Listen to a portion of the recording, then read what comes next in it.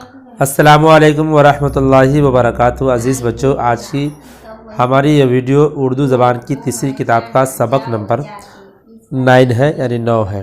گھوڑا۔ گھوڑا نہایت باتمیز، قوی، چالاک اور خوبصورت چوپایا ہے۔ اس سے انسان کو بہت کچھ منفعت اپنے کاروبار میں حاصل ہوتی ہے۔ سواری بھی دیتا ہے، بار برداری کے کام ہے، گاڑی اور توپ کھینچتا ہے۔ یورپ میں وہی ہل چلاتا ہے۔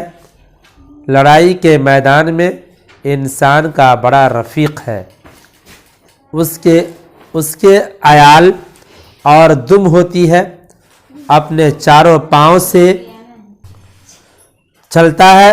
اس کی چال رہوار، دلکی، پویا اور سرپٹ کہلاتی ہے۔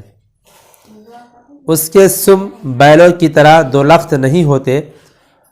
وہ پتھریلے اور سخت رستوں میں چلنے سے گھس جاتے ہیں۔ سم کی حفاظت کے لیے لوہے کے نال جڑ دیے جاتے ہیں۔ اس کے مختلف رنگ ہوتے ہیں اور وہ اکثر اپنے رنگ کے نام سے بولا جاتا ہے، جیسے کمیت، سرنگ، سمند، سبزہ، شرغہ، نقرہ، ابلق، مشکی۔ کبھی گھوڑا اپنے ملک کے نام سے مشہور ہوتا ہے، مثلا ترکی، تازی، عراقی، پہاڑی، کاٹھیا واڑ وغیرہ۔ عرب کا گھوڑا تازی کہلاتا ہے۔ وہ بے نظیر مشہور ہے، بڑا چالاک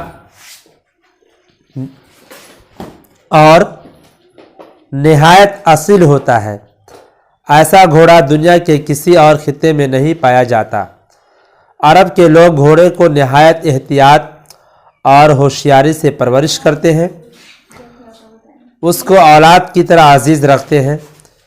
کبھی چابک نہیں مارتے، بلکہ آواز یا باغ کے اشارے سے کام لیتے ہیں۔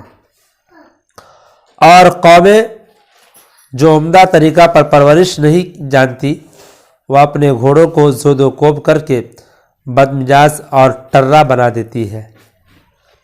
اب دنیا میں صحرائی گھوڑے بہت کم رہ گئے ہیں۔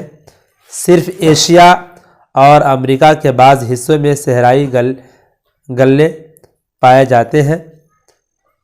جب ان کے سونے کا وقت ہوتا ہے تو 2 یا 1 گھوڑے کا تمام غلہ کی پاسبانی کیا کرتے ہیں۔ کوئی خطرہ پیش آتا ہے تو فوراً سوتوں کو ہوشیار کر دیتے ہیں۔ بار برداری، بال، لخت، نال، مختلف اصیل خطے، زد و کوب، صحرائی خطرہ۔